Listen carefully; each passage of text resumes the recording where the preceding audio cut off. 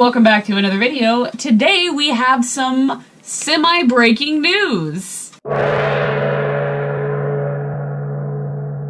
I say that because actually the news already hit, but I'm just now making a video on this because I can't be on the hour every hour because I live in a place where I don't have internet to upload videos, so I'm at the mercy of whenever I'm at work. I have the opportunity to do so. That's why you're seeing this video today. But of course, we have gotten the news of the Jedi High Republic on, what day would that be? Monday. So yeah, I just wanted to talk about it a little bit because I think it's really cool, and I'm actually not done like a news or like a news segment, I guess. And so if I can get on it at a time, I think it would be interesting. So let me know what you think about that. But I did want to talk about this just in case the people who didn't, weren't able to like gather the information on their own or have no idea what's going on. This video is for y'all. But yeah, so what's going on is Project Luminous, which I heard about in passing and then completely forgot about until yesterday, or the day I'm filming this. Yesterday, the news came out. Today's Tuesday. But basically, it is I guess Lucasfilm is reestablishing their canon. Kind of what I took it as is definitely Old Republic vibes, but they're calling it the Jedi High Republic, which has been memed already very much for reasons given in the name. And so that's kind of interesting. So basically they're fleshing out the back end of the canon that's beyond the actual Skywalker saga. Obviously we had this in the past after the original and prequel trilogies. We got a whole bunch of canon stories. That's where Darth Revan came from, Thrawn, Jason, Jaina Solo. So now this is kind of our new canon fleshing out, and the Jedi High Republic is what they're calling it, is going to be composed of some books and comics, so all literature.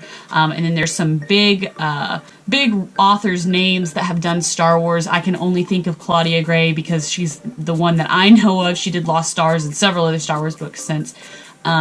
That I think in general the Star Wars community really enjoys. And so basically what it is this conglomeration of authors putting together what they think would be considered the Jedi High Republic. Now some sources say, official sources are saying now that it is taking place, the Jedi High Republic era takes place 200 years before the Phantom Menace. And so actually that means Yoda is still alive and is like 600 years old, and it would be fantastic if he would be included in this. It would help, I think, boost the canon in terms of making it feel like Star Wars if they included some characters that could potentially still be alive at that time. So that's really cool. They described the Jedi High Republic as not being a Jedi Council, but a Jedi Knights of the Round Table, which I thought was kind of an interesting take.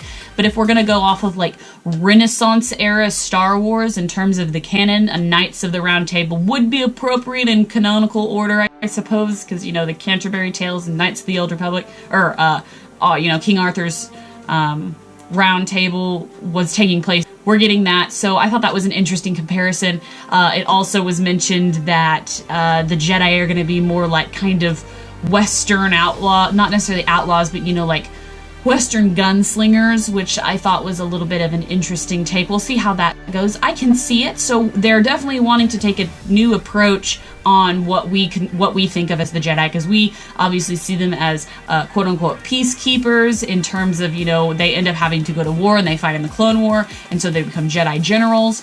And then obviously later on, after the original trilogy or during the original trilogy, they become extinct, and so they're a very rare, artifact, if you will. And so going to the Jedi High Republic, they're not going to be so much of a commodity, and they're going to be more prevalent. This is going to be a time where we're going to see a lot of Jedi, and they're not going to be dwindling in numbers as our normal Star Wars canon has. So does that mean that the cool Darth Revan lightsaber that everybody is going to be pre-ordering is going to be canonized? Not necessarily. They didn't say anything about Darth Revan. We've got him in figures. They're making a lightsaber, so I feel like it's on the horizon, but nothing about Revan has been canonized. We still have lots of Sith. They didn't mention anything about Sith. They mentioned that there was going to be some bounty hunters and scoundrels, and they would have kind of, some of them would act like how Vikings would act. That's kind of an interesting take. I can see it. Definitely very interesting dynamic, something that we haven't seen before. So that's really interesting. I'm trying to think if I'm missing anything else. There were a couple of tweets. I get my news not from news sources, but my friend Jared. He was really nice about sending me most of the big things going on with this at the moment. Now, I did look at the Star Wars trailer for the Project Luminous, or the Jedi High Republic. And let's see, Star Wars Explained tweets that the Jedi of the High Republic are the Jedi Knights of the Round Table. Following that, main villains are called Nihil and are described as space Vikings. So Nihil, or Nihilus, that actually is a term used in literature or anything else to describe something without meaning. It goes about without belief in higher power, without a belief in like anything having purpose. It's basically purposelessness. And we already had a Sith called Darth Nihilus or Darth Nihilus in the past, so I'm wondering if that's gonna, you know, come up again. It says, Star Wars Explained tweets that there will be stories for every type of Star Wars fan, which is nice. So yeah, I guess they did mention that they're gonna make stories for adults, teens, and kids, which is nice.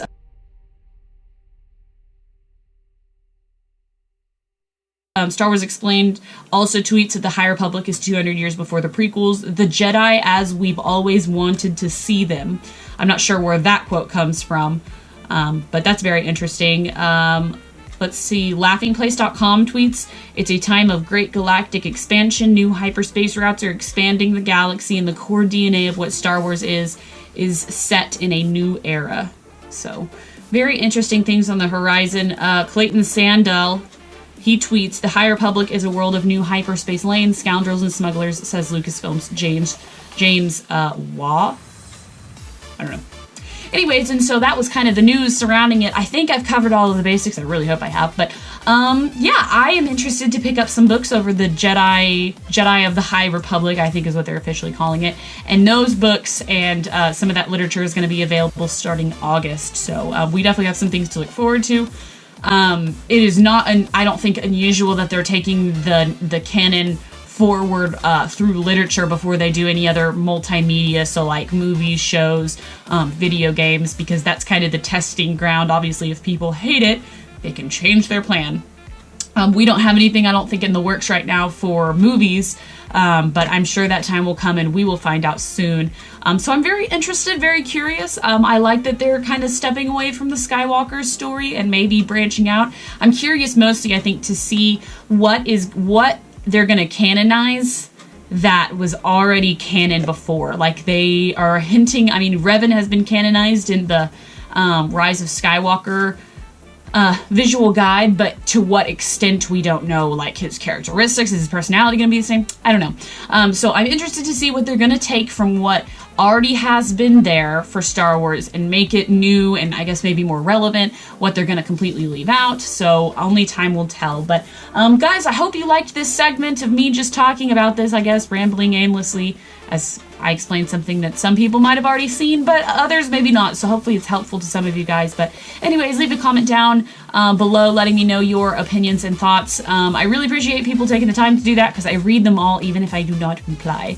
So my favorite thing to do after I post a video is just like stalk my comment section. That's kind of one of the reasons why I post videos. So anyways, guys, thank you as always for watching. And until next time, stay tuned and I'll always have more videos coming. So see you then. Bye, guys.